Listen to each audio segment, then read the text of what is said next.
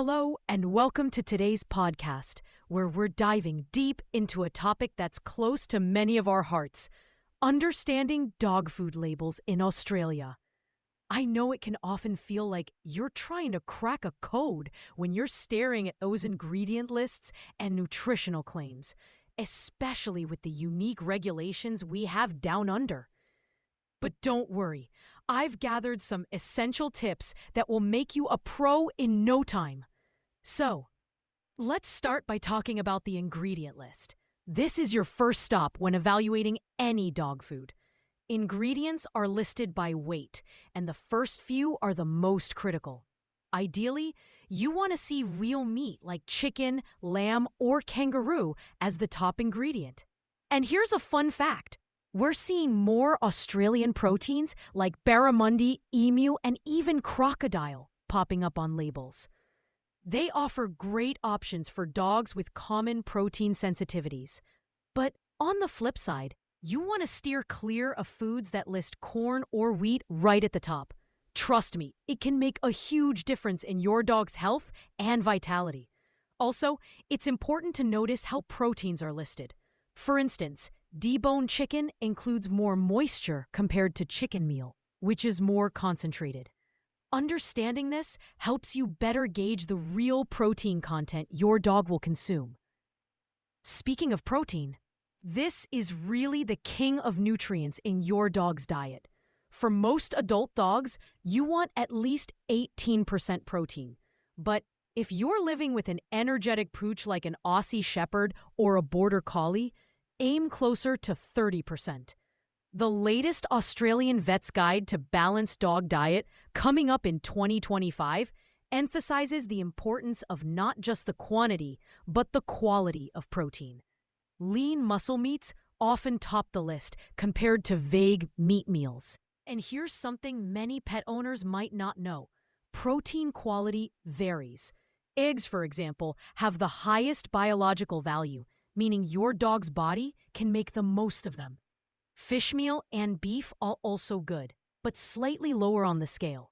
So even if the protein percentage on the label seems lower, high-quality sources can pack a nutritional punch. Now, let's talk about those complete and balanced claims you often see. They're not just marketing tricks. They have to meet the Australian standard for manufacturing and marketing of pet food. This ensures the food provides all essential nutrients for your dog. The upcoming 2024 updates to these standards will require even more detailed statements, like life stage recommendations and feeding trial information. If you see that a food has undergone AAFCO feeding trials, a positive sign. It means it's been tested for digestibility and nutritional adequacy. But what about those catchy marketing buzzwords like premium or holistic? They can be pretty misleading. I always tell people to focus on the ingredient list and nutritional content, rather than the fancy words on the packaging. In Australia, there are tighter regulations now around claims like human grade and organic. But terms like super premium are still largely unregulated. So it's really about digging deeper into the actual content of the food. Moving on to artificial additives, these can sometimes be more harmful than helpful. Look for foods preserved with natural substances like vitamin E or vitamin C. There's a growing demand for cleaner labels, as highlighted in the 2025 trends shaping Australian dog nutrition.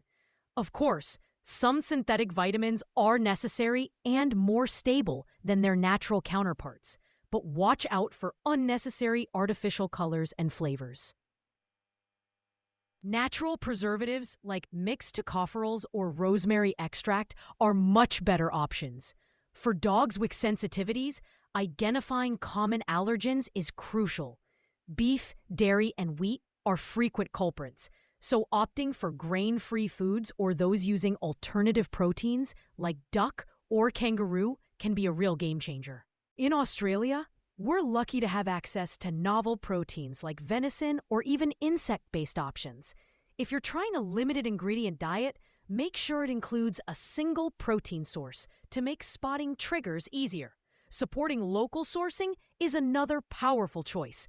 It means fresher ingredients, reduced carbon footprints, and better quality control. Plus, it's great for our local economy. Many Australian manufacturers provide detailed sourcing information, even tracing ingredients back to specific farms. This level of transparency is incredibly reassuring. Understanding fat content is also key. Dogs need fat for energy and a healthy coat, but too much can lead to obesity. Most dogs do well with 8 to 15% fat, but active breeds might need a bit more. The source of fat matters too, with omega-3s from fish oil providing anti-inflammatory benefits and omega-6s from chicken fat supporting skin health. Keep an eye on the omega-6 to omega-3 ratio.